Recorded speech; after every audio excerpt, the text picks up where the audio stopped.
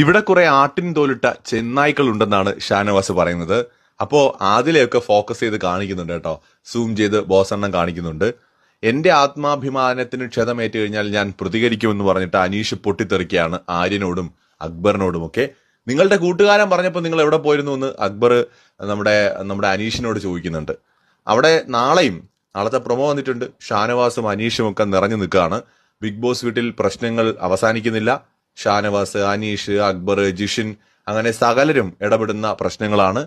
അതുപോലെ തന്നെ ആര്യനും നാളത്തെ ഈ പ്രശ്നങ്ങളിൽ ഒരു ഭാഗമാവുന്നുണ്ട്. സോ വെടിക്കെട്ട് പ്രൊമോ തന്നെയാണ് വന്നിരിക്കുന്നത്. ഇന്നത്തേതുപോലെ തന്നെ നാളെയും ബിഗ് ബോസ് വീട് ചൂട് പിടിച്ച് ഉണ്ടാകുമെന്ന് തന്നെ വിചാരിക്കുന്നു. മിക്കവാറും നോമിനേഷൻ പ്രോസസ്സ് നടക്കുന്നുണ്ടല്ലോ. ജയിൽ നോമിനേഷനിൽ ഒരാളെ മാത്രമാണ് തിരഞ്ഞെടുത്തത്. രണ്ടാമത്തെ ആളെ ഇന്ന് ലൈവിൽ തിരഞ്ഞെടുത്തു എന്ന് ഞാൻ കണ്ടില്ല കേട്ടോ. എനിക്ക് തോന്നുന്നു അതാണെന്ന് തോന്നുന്നു നാളെ. അപ്പൊ എന്തായാലും നമുക്ക് നോക്കാം. നാളെയും ജഗബൊക തന്നെയാണ് ബിഗ് ബോസ് വീടിനകത്ത്. എന്തൊക്കെയാണ് ഇനി സംഭവിക്കുക എന്ന് കണ്ടു തന്നെ അറിയാം. അടുത്ത ബിഗ് ബോസ് ലൈവ് അപ്ഡേറ്റിനായി എല്ലാവരും പേജ് ഫോളോ ചെയ്യാൻ മറക്കരുത്.